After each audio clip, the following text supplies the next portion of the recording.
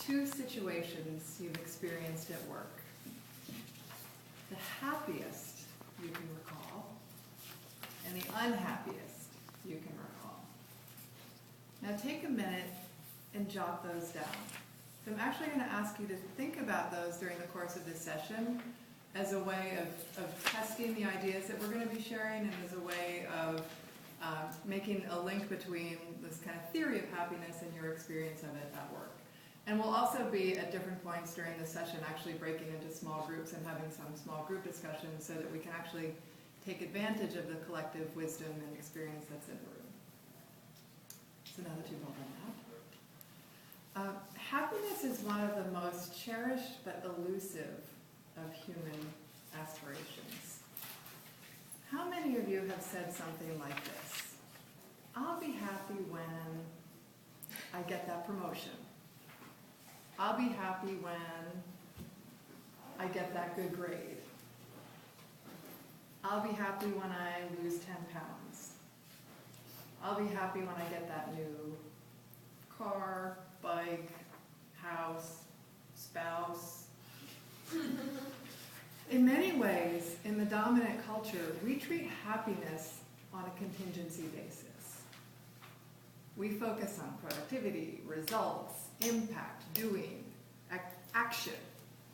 And we treat happiness like a contingency. If I produce this, I'll be happy. If X, then I get to be happy.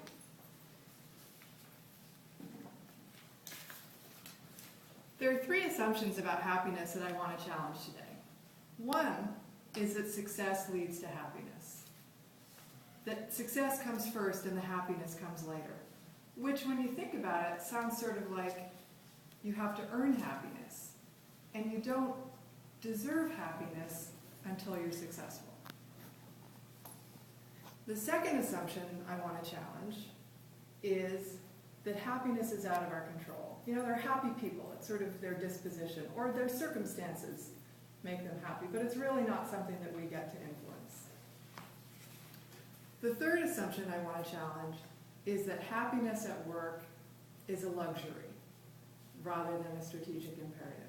Especially, and you, by the way, are nonprofit leaders, that's the field I work in, especially in the nonprofit world and the economic environment that we've experienced in the past few years. We've sort of entered a survival mode.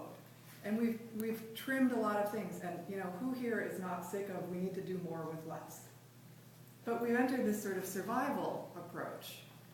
And yes, you know, 18th century sailors could go on long maritime voyages, and they could, at a certain point, when they ran out of fruits and vegetables, live on salted meat. But after a point in time, they would get scurvy. Like, you can only live in that survival mode for so long. And my friend Google has told me all about scurvy this morning. And you start with malaise and lethargy, and then you shift into open sores and teeth falling out. And then you die.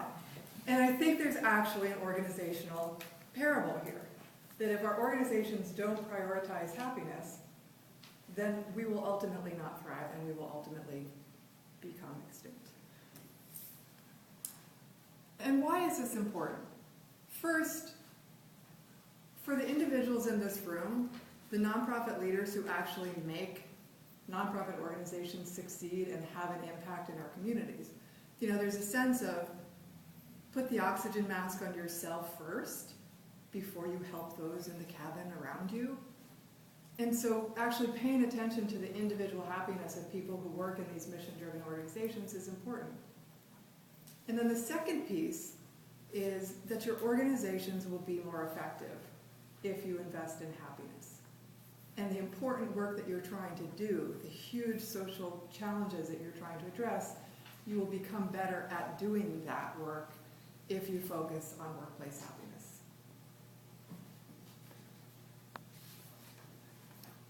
So back to the question of what comes first, success or happiness. Here's what the research tells us. Optimistic salespeople outsell their pessimistic counterparts by 56%. Doctors who are primed to be in a positive mood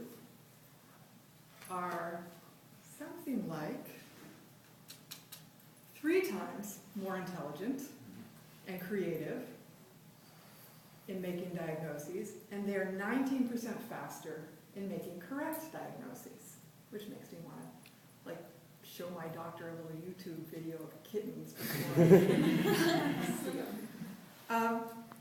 And this is one that might be relevant to this group, and especially the time management and the sort of, know when enough is enough.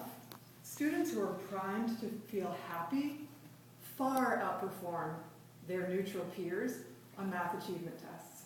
So the things that you do to listen to a great song and get yourself into a good mood, get a good night's sleep before that exam, you will perform better.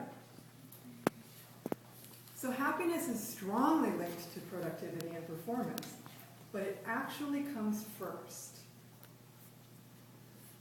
So the way that we often think about happiness, the if I produce, then I get to be happy, is kind of wrong-headed. In fact, it's not a recipe for success, it's kind of a recipe for frustration. So what is happiness? And what isn't? Let's talk about what it is and what it isn't. It's the pleasure of doing good work and the deeper feeling of meaning and purpose that you get from that. It's a mindset that allows you to really achieve your potential. So it's partly how you feel and it's partly how you think and how you approach things. What it isn't is relentless good cheer or fake smiling or let's pretend nothing bad is ever happening or that we don't have any challenges or conflict.